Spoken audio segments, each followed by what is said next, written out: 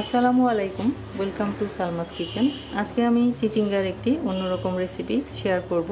আর চিচিঙ্গার এই রেসিপিটি তৈরি করতে যে উপকরণগুলো লাগবে সেগুলো হচ্ছে, এখানে আমি 300 গ্রাম পরিমাণ চিচিঙ্গা এরকম লম্বা লম্বা করে কেটে নিয়েছি। আরও নিয়েছি আধা কাপ পরিমাণ মসুরের ডাল বাটা, এটাকে আমি আধা বাটা করে নিয়েছি।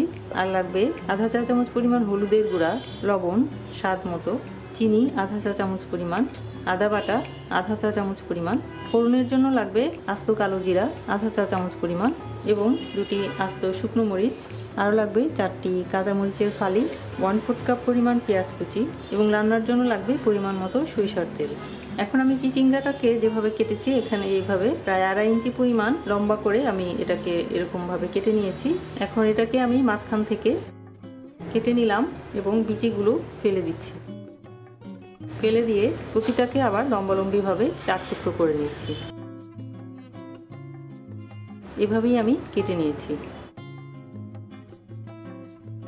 এখন এই চিচিঙ্গার মধ্যে 1 চিমটি পরিমাণ হলুদের গুঁড়া এবং 1 চিমটি পরিমাণ লবণ দিয়ে হাত দিয়ে মেখে নিব।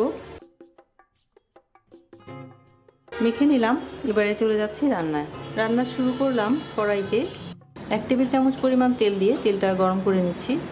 তেল গরম হয়ে গেলে দিয়ে দিব আস্ত কালো জিরা, শুকনো মরিচ এবং 1টি কাঁচা মরিচের ফালি খুলে দিয়ে দিলাম। এবারে অপেক্ষা করব ফোড়ন আসা পর্যন্ত।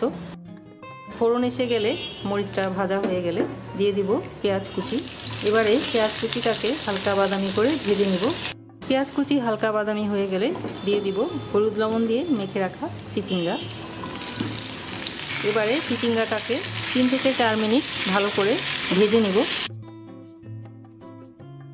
4 মিনিট ধরে মিডিয়াম হাই হিটে চিচিঙ্গাটাকে ভেজে নিলাম। এবারে দিয়ে দিব টমেটো কুচি, সেই সাথে দিয়ে দিব আদা বাটা, হলুদের গুঁড়া, লাল মরিচের গুঁড়া এবং স্বাদ মতো লবণ দিয়ে এবারে মশলার সাথে সব কিছু একসাথে কষিয়ে নিব। চুলার আঁচটা মাঝারি করে দিলাম। মাঝারি আঁচে চিচিঙ্গাকে কষিয়ে নিব। চিচিঙ্গাটা কষাতে কষাতে এবারে পাশের চুলায় 1 টেবিল চামচ পরিমাণ সরিষার তেল গরম করে নিচ্ছি।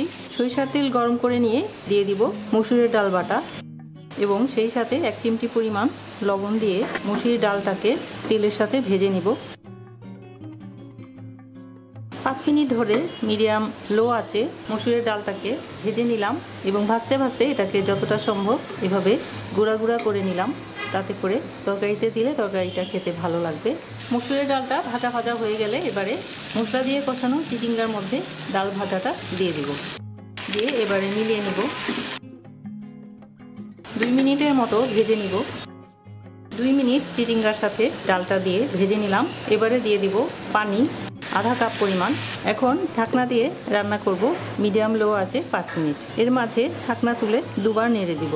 ফিরে এলাম 5 মিনিট পর। ঢাকনা তুলছি।